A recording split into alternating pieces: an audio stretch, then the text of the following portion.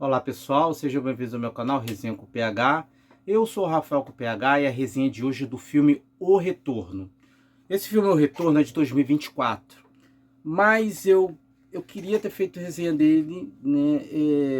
É difícil fazer resenha de filmes já antigos e tudo mais, só que eu achei pertinente fazer a resenha dele porque ele tem a ver com a Odisseia, que está agora do Christopher Nolan, que estreou, que eu já tenho resenha aqui no canal.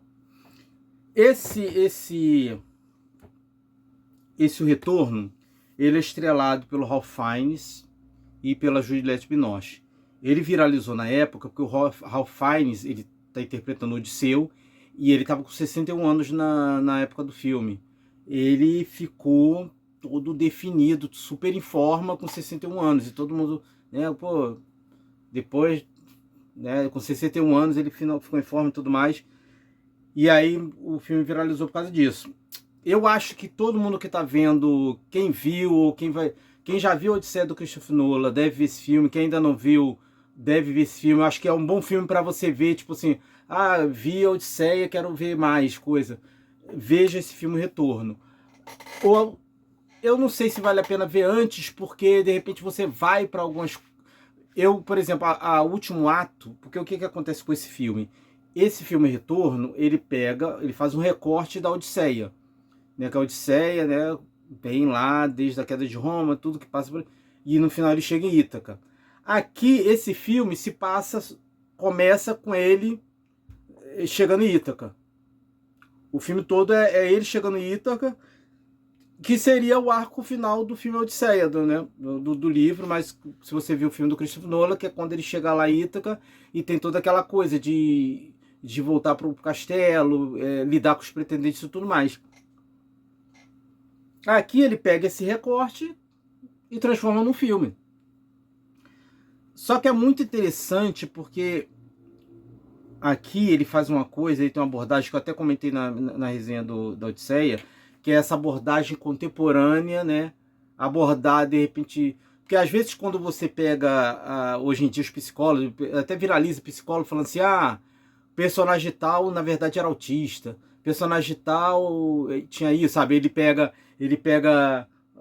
Eles analisam personagens históricos, ou personagens de filme, sabe? Tipo, pegar o Forrest Gump, ou pegar até outros, Além do Jardim, e pegar, esse personagem era claramente autista, esse personagem tinha TOC, TOD, TDAH, então é interessante. E aqui o diretor faz uma coisa que eu não tinha percebido isso em filmes assim de época e tudo mais, que é mostrar, porque na época até o estresse pós-traumático, ele foi uma coisa que foi uma, uma designação muito mais contemporânea, né? Quando eles vieram da Primeira e da Segunda Guerra, o termo que eles usavam era shell shock, né? Que era choque, shell é cápsula, né? Porque eles ficavam com trauma por causa das bombas, então, né? Porque a primeira e a Segunda Guerra, principalmente a Primeira Guerra, era muito cara a cara, né? A Segunda Guerra é que você começou a ter tanque, avião, você conseguia atacar de longe, mas a Primeira Guerra era na trincheira, vocês atacavam de frente. A Segunda Guerra começou a ter bombas, explosões, então os caras iam para casa, então qualquer coisa batia ele e se assustava. E na época não era estresse pós-traumático, que não tinha esse termo. Era estresse pós-traumático, mas a gente não chamava disso. É a mesma coisa na minha infância, eu sofria bullying, tinha as coisas de bullying na escola, mas o nome bullying não existia. Então não era bullying, né? Era bullying, hoje a gente pega o termo e aplica dentro daquela situação e fala, isso era bullying. Então aqui acontece a mesma coisa, eles pegam um termo contemporâneo que é estresse pós-traumático dos veteranos de guerra vindo do Afeganistão e Vietnã e joga para os veteranos sobreviventes da Guerra de Troia. E é muito interessante, para quem estuda psicologia, coisa assim, eu sou entusiasta, né? Eu tenho uns livros de Freud e tal, eu gosto muito de psicologia. Então é muito interessante você ver e pegar assim, caraca, né? Você pegou um elemento humano normal e jogou dentro do universo fantástico, né? Porque Troia tem aquele...